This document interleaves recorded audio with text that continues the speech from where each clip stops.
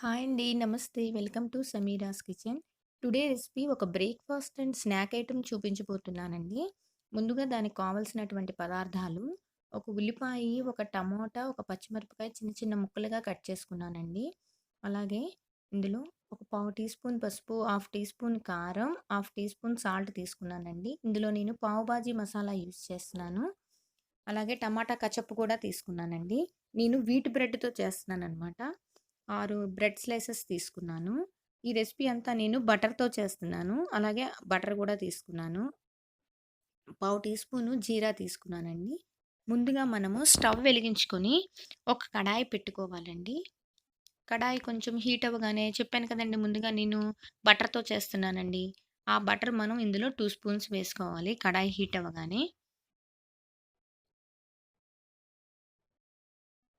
కడాయి heat అయింది కదండీ! నేను బటర్ వేస్తున్నాను. బటర్ కొంచెం కరగగానే నేను ఇందాక బ్రెడ్ స్లైసెస్ చూపించాను కదండీ! అవన్నీ చిన్న చిన్న ముక్కలుగా కట్ చేసుకున్నాననమాట.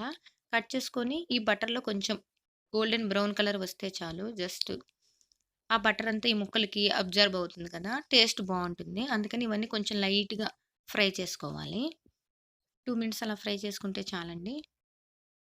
ఈజీ రెసిపీ అండి. ఇంట్లో చేసుకోవచ్చు. ఇవి ఫ్రై అయిపోయాయి కదండీ! వీటినన్నిటిని నేను ఒక ప్లేట్‌లో తీసేసుకుంటున్నాను.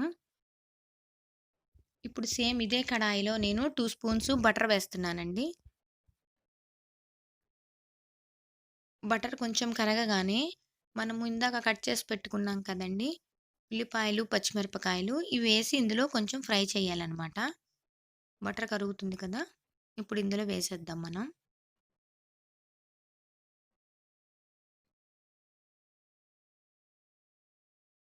ఉల్లిపాయలు, పచ్చిమిరపకాయలు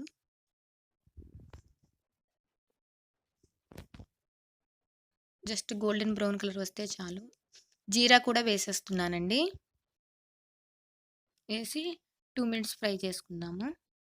అలాగే ఇందులో పసుపు, ఉప్పు, కారం గూడా ఇందాక పెట్టుకున్నాం కదండీ!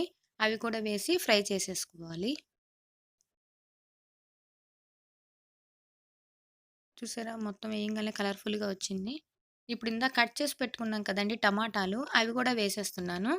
అవి గూడా వేసేసి కొంచెం సేపు ఫ్రై చేసుకోవాలి. ఆ పచ్చివాసన పోయేంత వరకు టమాటాలకు.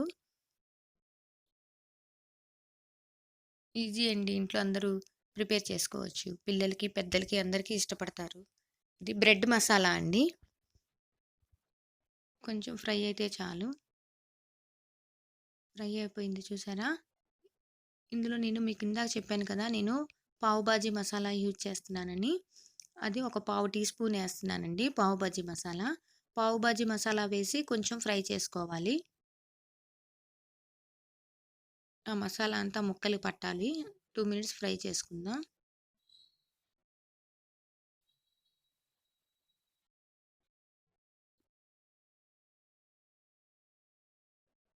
చూసారా బటర్ అంతా కొంచెం పైకొచ్చింది. ఇప్పుడు మనము నేను ఇందాక కచప్ యూజ్ చేస్తున్నానని చెప్పాను కదండీ!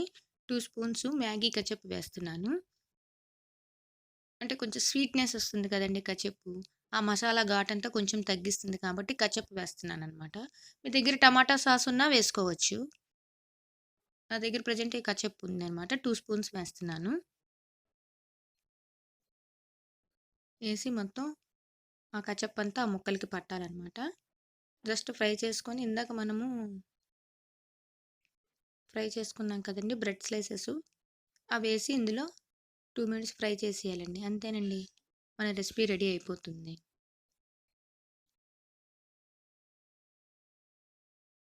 బ్రెడ్ స్లైసెస్ వేసేసానండి. ఇప్పుడు ఈ మసాలా అంతా ఈ ముక్కలకి పట్టాలనమాట. ఒక 2 మినిట్స్ ఫ్రై చేసుకుంటే చాలు. నా ఛానల్ గనక ఎవరైనా ఫస్ట్ టైమ్ చూసినట్లయితే ప్లీజ్ లైక్ చేయండి, షేర్ చేయండి. నా ఛానల్ కొంచెం సపోర్ట్ చేయండి. నేను ఇంకా మంచి మంచి వీడియోస్ అండ్ మంచి మంచి జ్యువెలరీ కలెక్షన్స్‌తో కూడా నేను ఇంకా ముందు ముందు వీడియోస్ చేస్తానండి. Please support my channel. చూసారా మసాలా అంతా పట్టింది. కలర్ కూడా మొత్తం చేంజ్ అయిపోయింది చూసారా బ్రెడ్‌కి.